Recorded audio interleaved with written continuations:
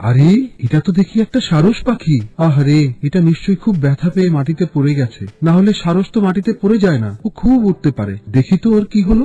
কাঠুরিয়া সারস পাখিকে কোলে তুলে নিয়ে তার গায়ে হাত বুলাতে লাগলো, আর তখনই দেখতে পেল সারসের পাখনার মধ্যে একটি তীর গেঁথে আছে। আহারে, তীরটা দেখি পাখিটার ডানার মধ্যে খুব বাজে ভাবে গেঁথে গেছে। ইস, পাখিটার কি কষ্টই না হচ্ছে। আহারে, আমি বরং তীরটা একটু বের করে ফেলি। কাঠুরিয়া সারসের ডানা থেকে তীরটি বের করে নিল, তারপর তার ক্ষতস্থানে পানি দিয়ে ধুয়ে দিল। আস্তে আস্তে পাখিটির ডানার ব্যথা কমে গেল। সারসটি মহা আনন্দে ডানা ঝাপটাতে লাগলো, কিন্তু সারসটি তখনও উঠে পারছিল না। কাঠুরিয়া সারসটিকে হাতে নিয়ে তার ডানাগুলোতে হাত বুলিয়ে দিল আর বলল, খুব সাবধানে উঠবে, বুঝতে পারলে? আচ্ছা, তোমাকে অনেক ধন্যবাদ ও কৃতজ্ঞতা বন্ধু। এখন তাহলে আসছি, বিদায়। কয়েকদিন পরের ঘটনা। মুষলধারে বৃষ্টি হচ্ছে। কাঠুরিয়া সেই বৃষ্টির মধ্য দিয়ে বনে কাঠ কাটতে যাচ্ছে। ঘন ঘন বিজলি চমকাচ্ছে, মেঘের গর্জন শোনা যাচ্ছে। সেই বৃষ্টিতে ভিজে কাঠুরিয়া কাঠ কাটছে। কাঠ কাটার পর কাঠগুলো মাথায় নিয়ে বৃষ্টিতে ভিজে ভিজে সে তার ঘরের কাছে এসে পৌঁছলো। ঘরের সামনে সে কাঠুরিয়া চমকে গেল। বাহ, এটা কি হলো? এই ঝড় বৃষ্টি বাদলের দিনে আমার ঘরে কি করে আলো এলো? কে জ্বালালো আলো? কিছুই তো বুঝতে পারছি না। গিয়ে দেখি তো এত কিসের আলো। কাঠুরিয়া কাঠ নামিয়ে রেখে ঘরের কাছে গেল। ঘরের ভেতর থেকে ধব ধবে ফর্সা ঘন কালো চুলের অপূর্ব রূপসী একটি মেয়ে বেরিয়ে এলো। তাকে দেখে কাঠুরিয়া চমকে উঠল, তার দিকে কিছুক্ষণ তাকিয়ে থাকলো, তারপর বলল, এই কে তুমি? এখানে কিভাবে এলে? কখন এলে? আর কেনই বা এলে? আর কোথা থেকেই বা এলে? তুমি তো দেখছি একসাথে অনেক প্রশ্ন করে ফেললে। আচ্ছা শোনো, আমি হচ্ছি সেই সারস পাখিটা যাকে তুমি কয়েকদিন আগে সেবা করে ঠিক করে দিয়েছিলে। আমি তোমার কাছে ঋণী। তুমি খুব ভালো মানুষ আর খুব পরিশ্রমী। তোমাকে আমার খুব পছন্দ হয়েছে। আমি তো তোমার মতোই একজন পুরুষ মানুষকে খুঁজছিলাম। আমি তোমাকে বিয়ে করতে চাই, আর সেজন্যই আমি এখানে এসেছি। কি বিশ্বাস হচ্ছে না তো? সে যাকে, তুমি তো বৃষ্টিতে একেবারে ভিজে গেছো দেখছি। এসো এসো এসো, ঘরে এসো। গরম পানি করে রেখেছি, গোসল করে নাও, তারপর সুন্দর জামা কাপড় পরো। আমি তোমার জন্য খাবার বেড়ে দিচ্ছি। কাঠুরিয়া ঘরে ঢুকে দেখলো তার পুরো ঘর সাজানো গোছানো, একেবারে পরিচ্ছন্ন ও পরিপাটি। এসব দেখে কাঠুরিয়া নিজেকে বিশ্বাস করতে পারছিল না। মনে হচ্ছিল পুরো ব্যাপারটি স্বপ্ন। এরপর ওদের বিয়ে হয়ে গেল। একদিন কাঠুরিয়া আর তার বউ আঙিনায় বসে আছে। এমন সময় কাঠুরিয়ার বউ কাঠুরিয়ার কাছে একটি আবদার করলো। বলছি, আমাকে একটি তাঁত ঘর বানিয়ে দেবে? আমি সেখানে তাঁত বুনবো। তুমি তাঁত বুনবে? তুমি তাঁত বুনতে পারো? হ্যাঁ, আমি তাঁত বুনতে পারি। ঠিক আছে, তুমি যখন বলছো তাহলে তাই হোক, আমি তোমায় তাঁত ঘর বানিয়ে দেবো। বউয়ের আবদার শুনে কাঠুরিয়া তাকে একটি তাঁত ঘর বানিয়ে দিল। কাঠুরিয়ার বউ তো ভীষণ খুশি। আজ আমি ভীষণ খুশি। আজ থেকে আমি তাঁত বুনবো। কিন্তু একটা কথা, তোমাকে এই কথাটা রাখতেই হবে। আমি যখন তাঁত বুনবো তখন তুমি ভুলেও আমার ঘরে আসতে পারবে না, বা আমি কি করছি সেটা দেখারও চেষ্টা করবে না, কোনোভাবেই না। কিন্তু কেন? সেটা এখন তোমাকে বলা যাবে না। শুধু আমি যে অনুরোধ করেছি তুমি সেটা রাখার চেষ্টা করবে। 7 দিনের জন্য, কিন্তু এই 7 দিন ভুলেও এদিকে আসবে না। আচ্ছা ঠিক আছে, তুমি যখন এত করে বলছো তাহলে তো মানতেই হবে। আমি তাঁত ঘরের দিকে একবারও যাব না, ফিরেও তাকাবো না। এই তোমায় আমি কথা দিলাম। কথাটা যেন মনে থাকে। এই বলে কাঠুরিয়ার বউ তাঁত ঘরে ঢুকে দরজা বন্ধ করে দিল। কাঠুরিয়া অবাক হয়ে তাকিয়ে রইল। তারপর 7 দিন ধরে শুধু খটখট আর খটখট আওয়াজ এলো। তাঁত ঘর থেকে ওই শব্দগুলো ভেসে আসতে লাগলো। কাঠুরিয়ার অনেক কৌতূহল হলো। তার বউ 7 দিন ধরে দরজা জানালা বন্ধ করে তাঁত ঘরে কি করছে তা দেখার জন্য তার মন উচাটন হয়ে আছে। কিন্তু বউকে সে কথা দিয়েছে, তাই ইচ্ছা থাকলেও তার ঘরে ঢোকার আর কোনো উপায় রইল না। এমনকি জানালা দিয়ে উঁকি মারারও উপায় থাকলো না। 7 দিন পর তার বউ বাইরে এলো হাতে খুব সুন্দর করে বোনা একটি কাপড়। কই শুনছো? দেখো তো কাপড়টা কেমন হয়েছে। অসাধারণ, খুব সুন্দর আর অনেক মসৃণ, অপূর্ব। কিন্তু এই কদিনে তুমি তো দেখছি খুব রোগা আর দুর্বল হয়ে গেছো। কাঠুরিয়া কাপড় নিয়ে হাটে বিক্রি করতে গেল। 7-7টি পাহাড় ডিঙিয়ে সে হাটে গেল। তার কাছে অপূর্ব সুন্দর কারুকাজ করা কাপড়টি দেখে হাটে আসা মানুষজন জড়ো হয়ে দেখতে লাগলো। আস্তে আস্তে ভিড় বেড়ে গেল। কাঠুরিয়া তার বউয়ের কথা মতো কাউকে দাম বলল না। খদ্দেররা যে যার মতো দাম বলতে লাগলো। আমি এই কাপড়টির জন্য 5 স্বর্ণমোহর দেবো। না, এই কাপড়টির দাম 10 মোহরের নিচে হতেই পারে না। এ কি করে হয়? এই কাপড়ের দাম আমি 20 মোহর দেব। হাটের মধ্যে কাপড়ের দাম নিয়ে যখন কোলাহল চলছে, ঠিক সেই সময় ঘোড়ায় চেপে একজন রাজার সিপাহী সেখানে আসলো। পরওয়ালা, তোমার কাপড়ের প্রকৃত দাম কেবলমাত্র রাজামশাই দিতে পারে। তুমি বরং রাজ দরবারে গিয়ে রাজামশাইকে কাপড়টি দেখাও। চলো আমার সঙ্গে রাজপ্রাসাদে। রাজ সিপাহী কাঠুরিয়াকে তার সাথে ঘোড়ায় চেপে রাজপ্রাসাদের উদ্দেশ্যে রওনা দিল। কাঠুরিয়ার হাতে কাপড় দেখে রাজা খুব খুশি হলেন। এই দেখি দেখি তোমার কাপড়টা আর একটু ভালো করে দেখি। আহ, অপূর্ব, অসাধারণ, খুব সুন্দর হয়েছে কাপড়টা। কি দারুণ কারুকাজ করা। সারস পাখির পালক দিয়ে এই কাপড়টা বোনা হয়েছে। এমন কাপড় আর পাওয়াই যায় না, অতি দুর্লভ। তুমি যদি আর এইরকম কাপড় পাও তাহলে সোজা আমার কাছে নিয়ে আসবে। মন্ত্রীমশাই, মন্ত্রীমশাই, আদেশ করুন মহারাজ। মন্ত্রীমশাই, আপনি 100 স্বর্ণ মুদ্রা নিয়ে আসেন। আমি এই কাপড়ের জন্য 100 স্বর্ণ মুদ্রা দিতে রাজি আছি। নাও, এখানে 100 স্বর্ণ মুদ্রা আছে। এটাই তোমার কাপড়ের মূল্য। জেলেপল্লীর জেলেদের মধ্যে বাবুল সবার চাইতে আলাদা। সে শুধু মাছ ধরে, মাছ বিক্রি করে জীবিকা নির্বাহ করে না। মাছকে সে ভালোবাসে, আর ভালোবাসে সমুদ্র। তাই সে মাছ ধরতে চলে যায় গভীর সমুদ্রে। সাধারণত বড় মাছ এবং বেশি মাছ বাবুলের জালেই ধরা পড়ে বেশি। তাই জেলে হিসাবে সবার কাছে ওর আলাদা কদর আছে। এমনকি রাজা পর্যন্ত বাবুলের মাছের জন্য অপেক্ষা করে থাকে।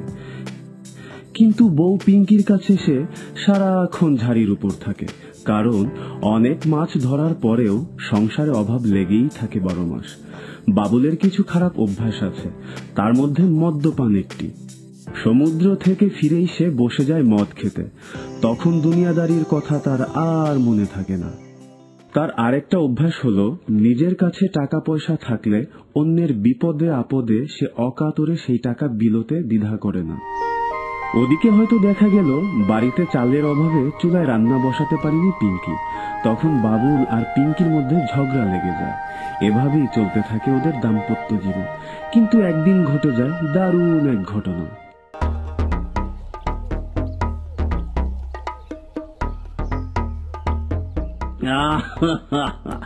পিঙ্কি, এই মাছ তুমি মজা কইরা রান্না করবা। রাইতের বেলা খুব মজা কইরা মাছ তরকারি দিয়া ভাত খামু। কেন, আজ রাইতে মদ গিলবা না? পিঙ্কি, আজ কিন্তু মন মেজাজ ভালো আছে, ঝগড়া করার একদম ইচ্ছা নাই। ও, তুমি কইতে চাও যে ঝগড়া খালি আমি একাই করি? আমি তো তা কই নাই, তোমারে কইছি ওই মাছটা কুটতে। ঘরে বাজার নাই, তরি তরকারি কিছুই নাই। এই মাছটা বিক্রি করলে তো কিছু টাকা পয়সা পাইতাম, চাইল ডাইল কিছু তো কিনতে পারতাম। সামান্য চাইল ডাইলের চিন্তা কইরো না পিঙ্কি, আমি বাবুল জেলে। এই জেলে পাড়ার মধ্যে মাছ ধরায় আমি সবার সেরা। দেখবা কোনো একদিন এমন মাছ ধরুম, সেই মাছ বেচা কোটিপতি হইয়া যামু। আজকা এই মাছ খাইতে আমার মন চাইছে, আমি খামু, তুমি মাছ কুটো। চলো, আমিও তোমার লগে মাছ কুটতাছি। এই বড় বড় কথা কইয়াই তো আমারে সারা জীবন ঠকাইলা। দাও মাছ দাও। এই তো আমার লক্ষ্মী বউ।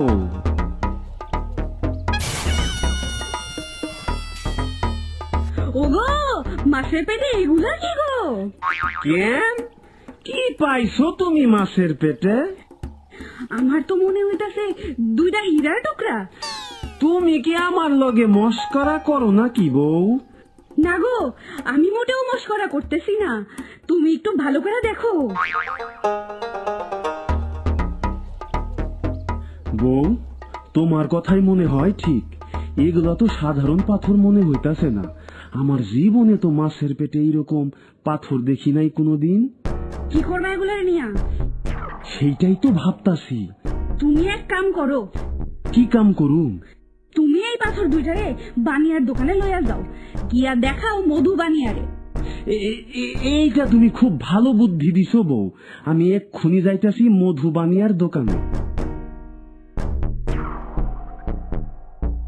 এই পাথর তুই কই পাইছস বাবুল? কেন মধুদা, এই পাথরের মধ্যে কি অমঙ্গল কিছু আছে নাকি? আরে কস কি তুই? এই পাথরের মধ্যে পুরাই মঙ্গল। আমি তো তোমার কথা কিছুই বুঝতে পারতাছি না মধুদা। এগুলা কই পাইছস আগে সেইটা ক। মাছের পেটে মাছ করতে গিয়া পিঙ্কি পাইছে। এই দুইটা পাথর এক্কেরে খাঁটি হীরা।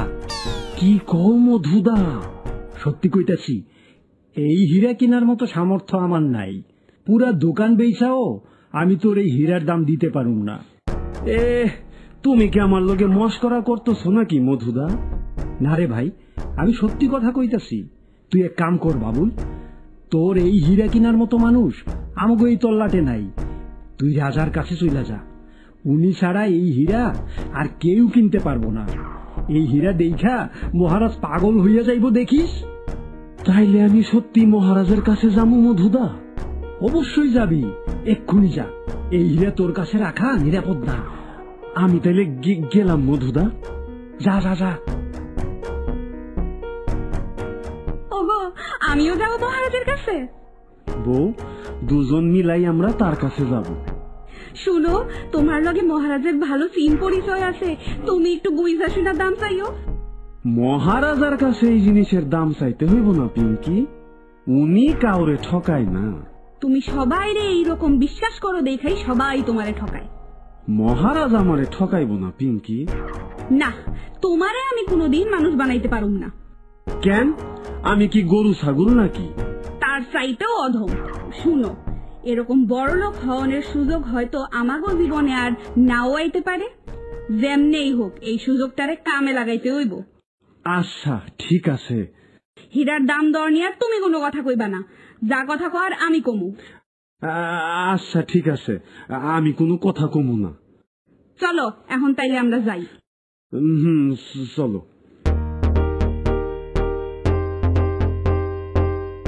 আরো জোরে জোরে হাঁটো, রাজবাড়ির রাস্তা এত লম্বা মনে হইতেছে কেন কৌতো? তুমি অস্থির হয়ে গেছো তাই। মহারাজার সামনে কিন্তু বুঝা শুনা কথা কইও বউ। আমারে সেটা বলা লাগবো না, খালি তুমি কোনো কথা কইও না। ঠিক আছে, আমি কোনো কথা কমু না, কিন্তু মহারাজ যদি আমার লগে কথা কইতে চায় তখন আমি কি করুম? তখন তুমি কইবা হীরার দাম দর আমি জানি না মহারাজ, আমার বউ সব জানে, আপনি তার লগে কথা কন। কিন্তু পিঙ্কি, মহারাজ আমারে বিশেষ ভাবে চেনে। দেখবা তোমারে হয়তো উনি চিনতেই পারবো না। এটা হইতেই পারে না, মহারাজ আমারে পছন্দও করে। এতই যদি তোমারে পছন্দ করে তাহলে উনি তোমারে কিছু দেয় না কেন? কি দিব? টাকা পয়সা। মহারাজ তো কোনো জেলের কাছ থেকে মাগনা মাছ নেয় না, উনি টাকা দিয়াই মাছ কেনে। আমি সেই টাকার কথা কই নাই। তাইলে কোন টাকার কথা কইতাছো? মহারাজ তো চাইলে তোমারে বড় লোক কোটিপতি বানায় দিতে পারতো। পিঙ্কি, আমি কারো দয়ার দানে বড় লোক হইতে চাই না। আমি যতটুকু পাওনের যোগ্য ততটুকুই চাই।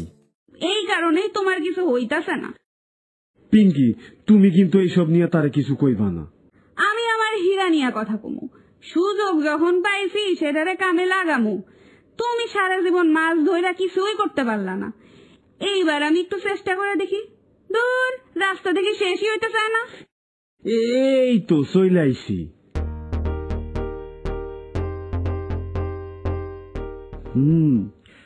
বাবুল, এইবার বলো তো এই পাথর তুমি কোথায় পেয়েছো? মাছের পেট থেকে এই পাথর পাইছি আমি মহারাজ। মাছ কাটতে গিয়া দেখি চকচকা দুইটা পাথর। এই মাছ তুমি কোথায় ধরেছ? মাছ তো আমি ধরি নাই মহারাজ। তাহলে মাছকে ধরেছে?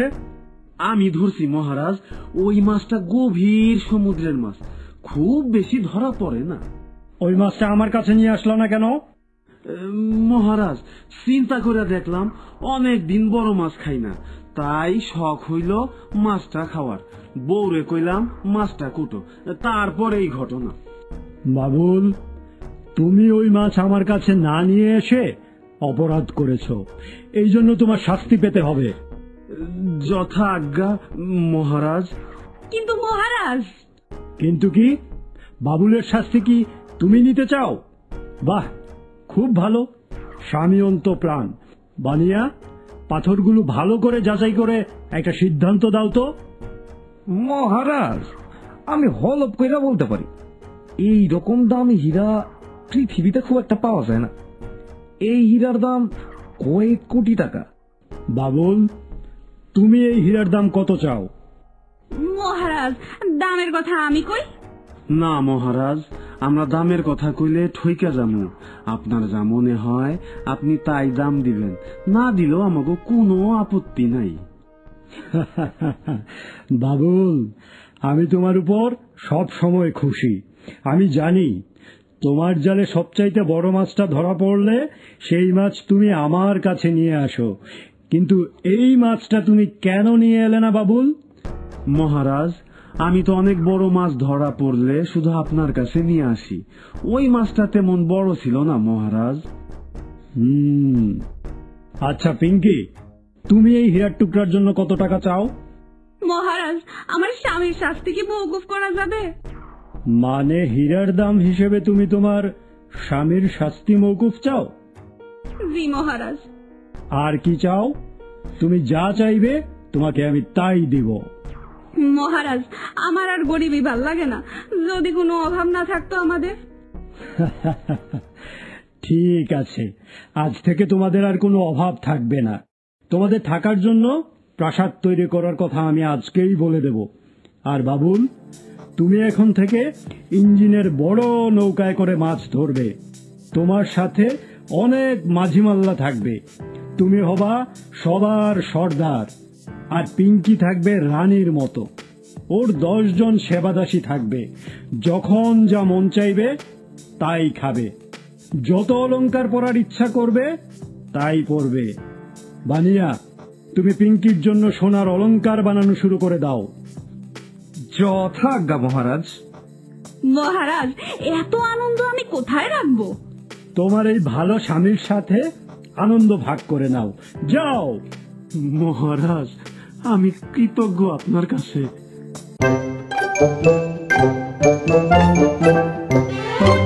Thank you.